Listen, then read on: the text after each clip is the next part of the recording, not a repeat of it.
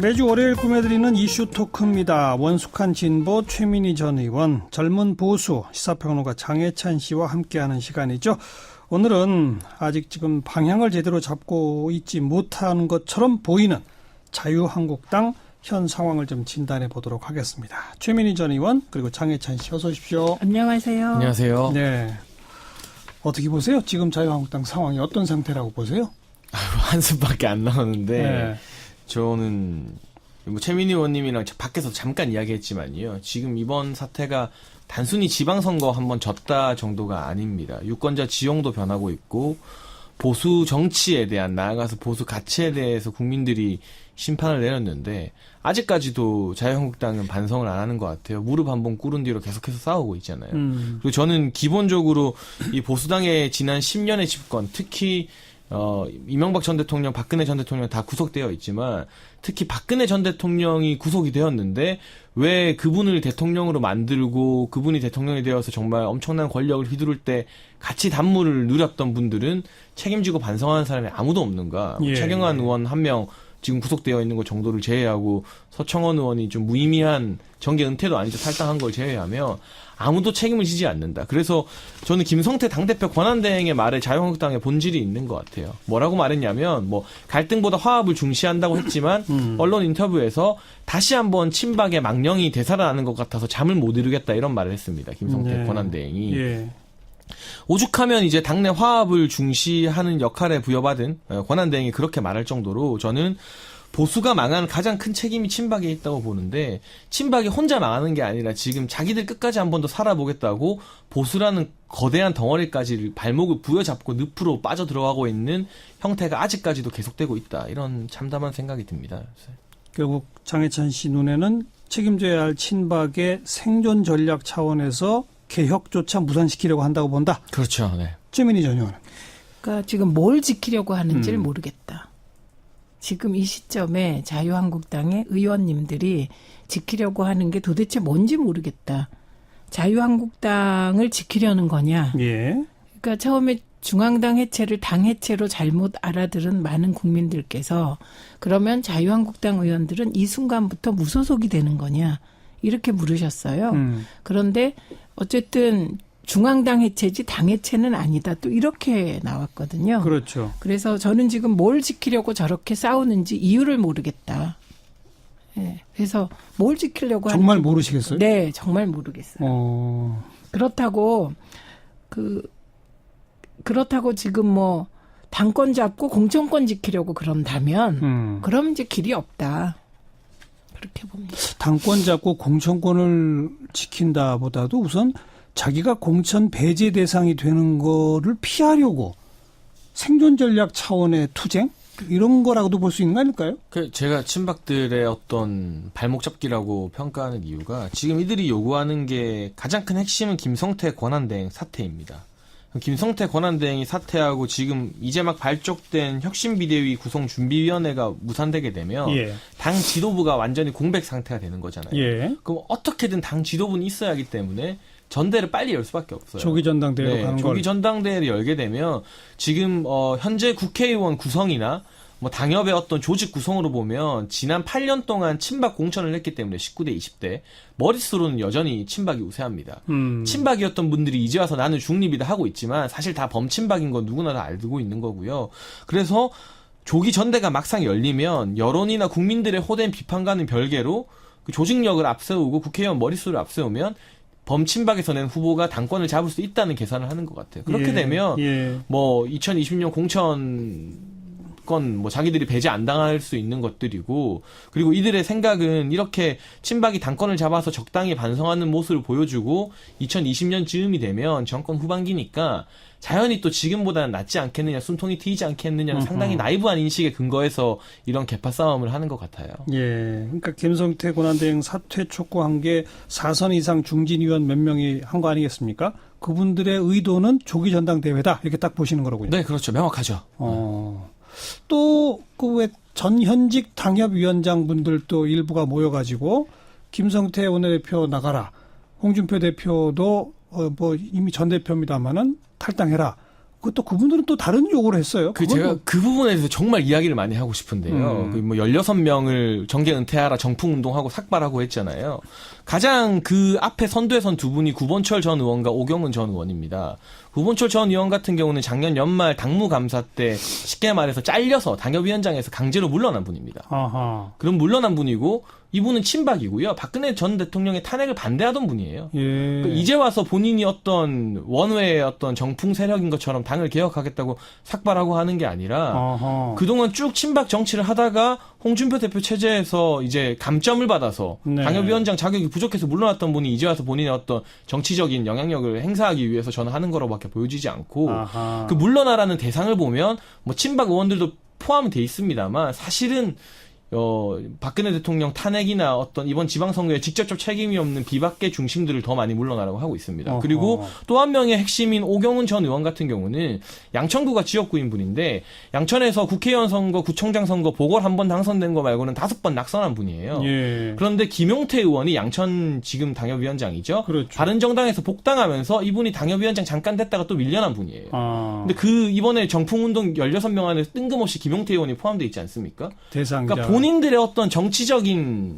입집 회복을 위해서 이렇게 삭발하고 하는 거지 이분들의 어떤 지난 정치 이력을 보면 원외 당협위원장 모임이라 해서 진짜 뭐 당 재건을 위해서 알겠어요. 사심없이 정포하는 예. 분들은 전혀 아니라는 거죠. 이거는 그 대다수 언론이 그냥 사진 보도만 해가지고 자세한 보도가 없어서 우리 청취자분들도 오늘 장혜찬 씨 설명을 들으면서 아 그게 그거였구나 그분 그런 사람들이 어떤 사람들인지 몰랐는데 이렇구나 좀 이해가 될 것 같네요. 제가 고소당할 걸 각오하고 이 두 분에 대해서 저만 이렇게 열심히 이야기하고 있습니다.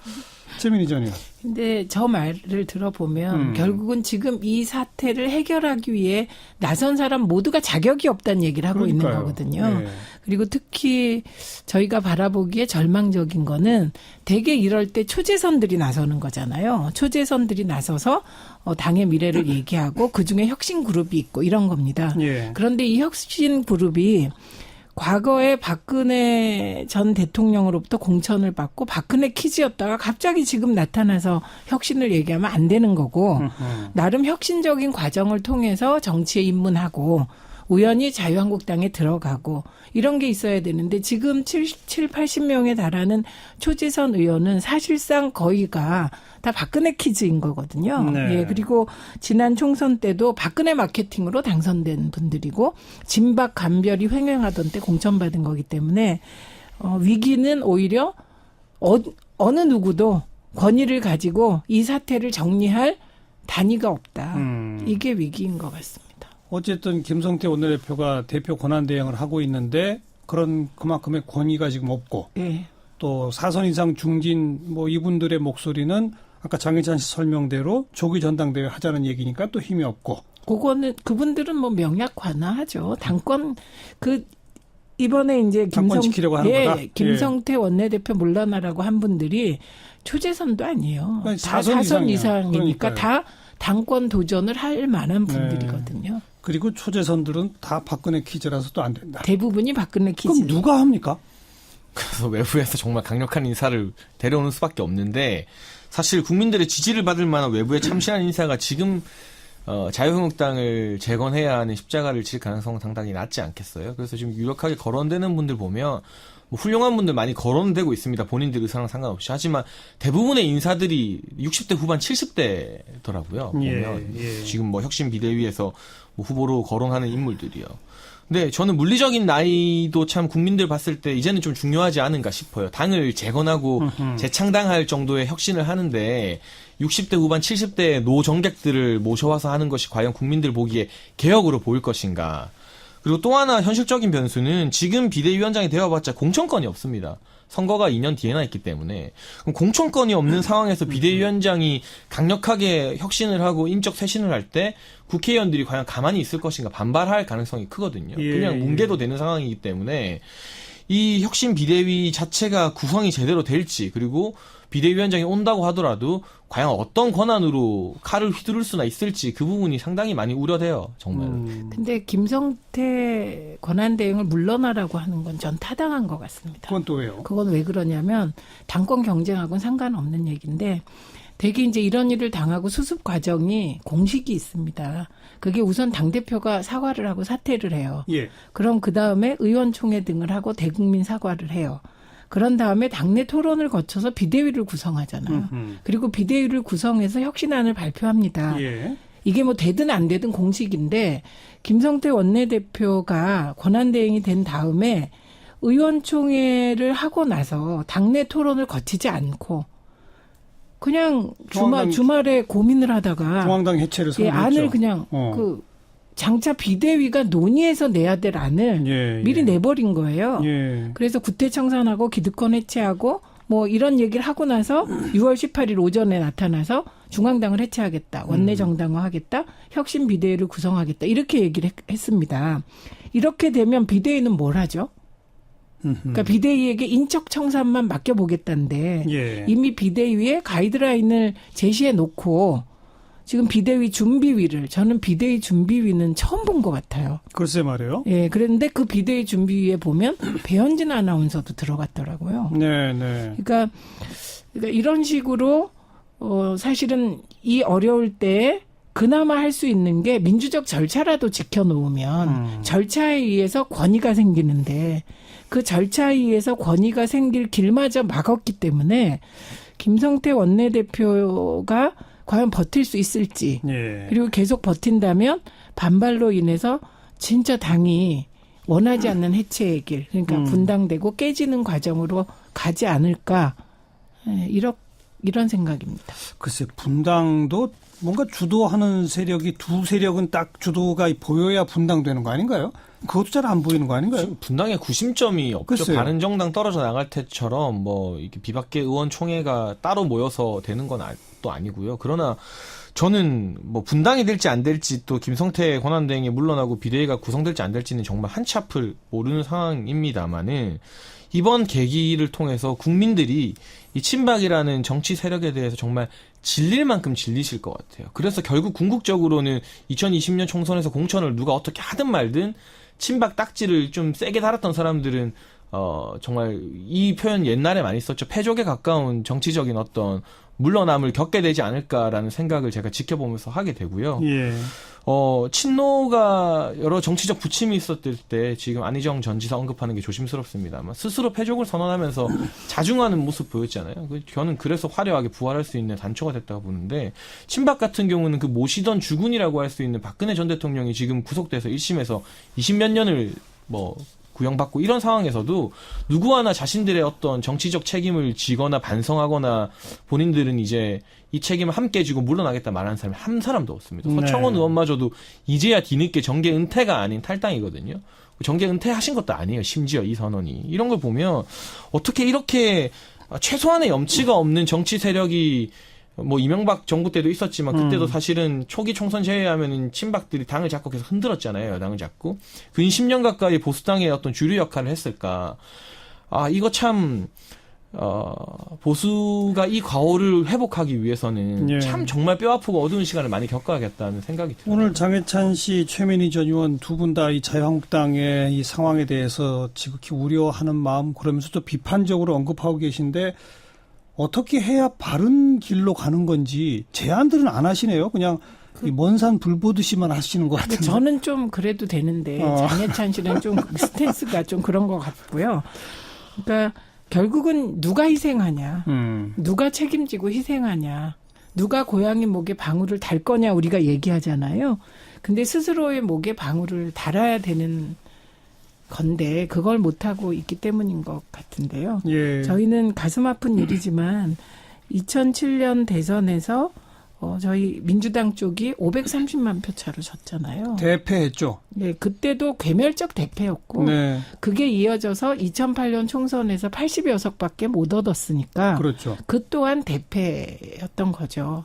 근데 그때 제가 지금도 기억나는 게 정동영 후보가 그때 대권 후보였는데 도대체 이 진보라는 가치를 어디로 끌고 가야 될지 모르겠다. 마지막에 선거가 끝나고 솔직히 고백하는 걸 봤어요. 그래서 안개 속을 헤매는 느낌이었다. 이런 얘기를 사석에서 했거든요.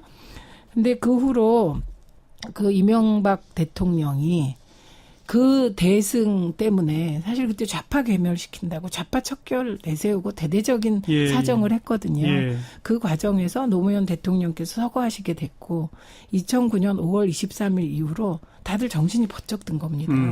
그래서 진짜 근본적인 고민을 하기 시작했고 그래서 진보의 가치를 세우게 됐던 거죠. 그래서 그게 무상복지 시리즈였습니다. 예, 그게 예. 원래는 민노당 쪽에서 한 거지만 민주당이 사실은 중도 보수 정당이라고 해야 되잖아요. 민주당. 근데 민주당이 그런 진보의 가치를 받아들이면서 네. 2010년 교육감 선거하고 지방 선거에서 말하자면 복지국가 그 슬로건으로 그렇죠. 가치를 찾아와서 지금까지 온 거거든요. 예, 예. 그래서 그게 소득주도 성장까지 예. 이렇게 오게 되는 과정이기 때문에 이 다시 일어서는 과정에는 그런 가치의 재정립이 필요하다. 예, 소탐 대실이 아니라 아하. 예, 지금 아까 사회자께서 말씀하셨듯이 내가 죽지 않기 위해서 무엇인가 하면 그건 소탐이고 네. 공익이 없는 거잖아요. 예, 예. 그래서 누군가는 공익적 관점에서 보수 전체를 위해서 정말 깊은 고뇌가 필요한데 그걸 안 하고 있는 것으로 보입니다. 젊은 보수 장해찬 씨가 한번 얘기해 보세요. 저도 뭐 자유한국당 당원이나 관계자가 아닙니다만 음. 보수 정치를 고민하는 사람으로서 이게 우선은 정치적으로는 감동을 주는 기득권 포기가 있어야 될 것 같습니다. 지금 김무성 의원의 불출마나 서청원 의원의 탈당 아무 감동이 없잖아요.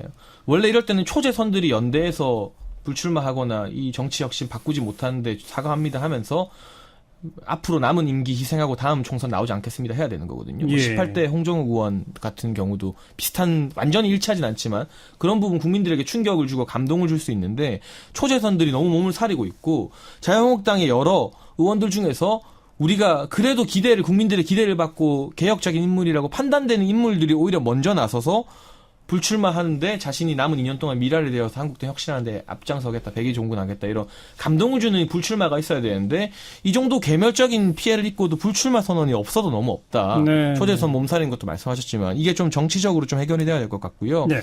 역시 이 박근혜 정부를 사실은 보수 정부라고 불러야 되느냐에 보수 시민사회에서 논란이 많았습니다.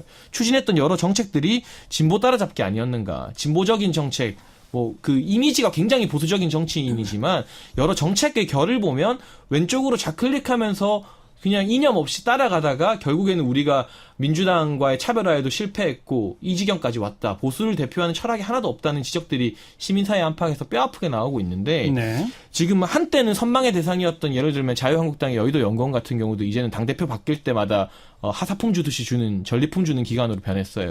이런 게 미국의 헤리티지 재단처럼 정말 건강하게 대한민국의 어떤 보수 시민사회나 대학교의 어떤 보수 동아리들과 연계해서 보수적인 정책과 담론을 만들어내는 독립적이고 개별적인 연구재단으로 좀 자리를 잡았으면 좋겠어요. 이번에 임대료도 월 1억에서 월 2천만 원짜리로 옮기신다는데 그 아낀 돈을 딴 데 쓰는 게 아니라 이런 여의도 연구원의 헤리티지 재단처럼 보수 가치가 무엇인지 만드는 데 가야지. 지금 또 저는 김성태 권한대행 고생하고 있지만 아쉬운 게 뭐냐면 패배의 원인 이제 어떻게 할 거냐. 좀 더 중도적으로 좀 더 좌클릭하겠다는 말이거든요. 그거는 결국 박근혜 전 대통령의 한계를 못 벗어나는 일입니다. 지금 보수 정치인들이 전부 다 마크롱 배우기를 하고 있는데 이 사회당에서 어떤 정치적 실패를 경험했던 마크롱 프랑스 대통령이 상당히 우파적인 정책으로 프랑스 국민들의 지지를 받은 게 하루아침에 된 게 아니라 그 치열한 고민과 토론과 이런 게 있었는데 그런 물적인 토대 없이 그냥 선거 지면은 우리도 복지 좀 더 하겠습니다가 그동안 보수당의 일관된 전략이었습니다. 그거 갖고는 안 된다. 그게 아니라 보수면 보수답게 우파면 우파답게 기본부터 그 철학을 다져서 예. 승부를 해야 되지 않을까 하는 생각이 있습니다. 그런 가치 재정립에 관한 당내 토론조차도 지금 시작을 못 하고 있는 거죠.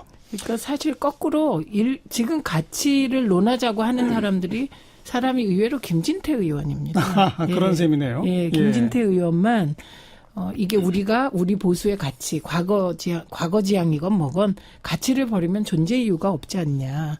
그래서 참 이게 아이러니한 상황이라고 봅니다. 한국당에 괜찮은 의원님들이 또 있으세요. 이제 김진태 의원 같은 경우는 어떻게 보면 이념적으로 가치에 충실하신 분이고, 저는 뭐 김종석 의원이나 추경호 의원처럼 경제 전문가들 있잖아요. 시장주의 전문가들 이런 사람들 또 뭐 제야에 있지만 예를 들면 국감에서 화제가 됐던 카이스트 이병태 교수 이런 분들 모셔와서 정말 자유주의나 시장주의 경제, 시장 보수로 돌아가자. 이제 안보 보수의 시대가 끝났다는 걸 인정하고 그런 경제 전문 국회의원들과 함께 예. 이 복지가 실패했을 때를 대비하는 토론을 지금부터 해야 된다고 근데 생각합니다. 그런 토론이 만들어지려면 그래도 좀 당 분위기가 정리가 돼야 토론회가 시작될 수 있는데. 그러니까 지금 얘기한 과거에 자유한국당이 두려웠던 건 테크노크라트가 있었기 때문이거든요. 그게 뭐 경제 분야 뭐 등등에 있어서. 근데 지금은 그런 테크노크라트 찾기가 참 힘들어요. 예, 그러니까 예. 사실 전문성도 없다는 얘기가 되어버린 거죠. 그리고 이제 지금 안보 보수 얘기했지만 한 번도 자유한국당 쪽이 시장 보수였던 적이 없어요. 네. 사실은 보수의 핵심은 자유잖아요. 그럼 그 자유가 자본의 자유인데 사실 자본의 자유조차 충실하게 보호한 적이 있냐. 그 국정농단 과정에서도 기업들을 옥죄가지고 돈 뜯고. 돈 내게 하고 이게 보수 아니거든요. 예. 그러니까 이게 진짜 근본적인 반성이 필요하다는 게 안보 보수였던 적도 저는 없다고 생각해요. 왜냐하면 그 이명박 대통령부터 군대를 갔다 왔던가요? 그러니까 이런 문제부터 해서 진정한 안보 보수였나부터 네. 근본적으로 질문을 하게 됩니다. 근데 아무튼 자유한국당의 지금 모습으로 봐서는 이 어떤 것도 기대하기가 어렵다. 지금 두 분의 그런 말씀 들어봤고, 내친 김에 짧게 바른미래당은 어떻게 될 거라고 보시는지, 민주평화당은 어떻게 될 거라고 보시는지. 저는 바른미래당 이야기 네. 제가 좀 하면 김강현 원내대표 참 훌륭하신 의원님으로 제가 알고 있는데 네, 유능한 분이에요. 네, 유능한 네. 뭐 이렇게 정책이나 법적에서 해박하신 네. 분인데요. 그러나 어쨌든 비대위원장과 원내대표 모두 지금 국민의당 호남계가 차지한 셈이 됐습니다.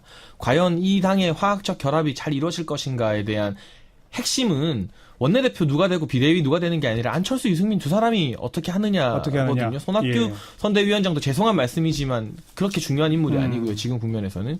그런데 이 원내 의원들이 1박 2일 캠핑 가고 하는 자리에 안철수 전 후보는 따님 졸업식 보느라 미국에서 이틀 더 늦게 오느라 안 갔고 네. 유승민 의원 같은 경우는 한국에 있었음에도 불구하고 그 자리에 안 갔어요. 네. 한 사람이라도 그 자리에 가서 다른 계파 의원들의 어떤 말을 같이 듣고 그 1박 2일 캠핑해야 되는데 그 두 사람 빠진 1박 2일 캠핑 원내대표 선출 화합은 안고 없는 찐빵이다. 결국에는 안철수와 유승민 두 사람이 어떻게 하느냐 달렸다. 손을 확실히 잡고 뭔가 하지 않으면 언제 쪼개지느냐 시기가 문제지 쪼개질 당이 아닌가 싶어요. 민주평화당은 어떻게 될 것 같습니까?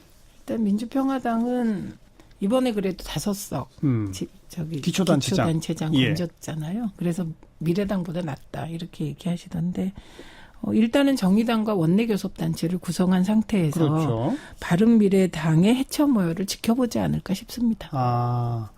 바른미래당의 유승민, 안철수 그 관계가 어떻게 되는지를 지켜볼 것이다. 네. 거기 우선 답이 나야 그 다음 또 중폭 정도라도 정계 개편의 방향이 가름될 것이다. 네. 그렇게 보신다. 그럼 아직 많이 남았네요. 당장 무슨 일 벌어지지 않겠네요. 근데 당분간 정치 뉴스 정신 없을 것 같습니다. 정신이 없다기보다는 별로 볼만한 뉴스가 안 나올 것 같은데. 조금 지지부진한 가운데 지지부진이 좀 장기화될 것으로 싸우는 보인다. 이야기만 많이 나올 것 같아요. 근데 핵심이 되는 유승민, 안철수 이런 분들은 상당 기간 또 장고에 들어갈 것으로 보여서 오늘은 정치권 전반을 좀 쭉 짚어봤는데, 이건 뭐 각 당의 당내 문제고, 그냥 제가 한 말씀만 하면 그래도 국회 일은 좀 해야 되니까 빨리 원구성이나 좀 됐으면 좋겠다는 말씀만 덧붙이겠습니다. 네. 자, 최민희 전 의원 그리고 장혜찬 시사평론가 수고하셨습니다. 감사합니다.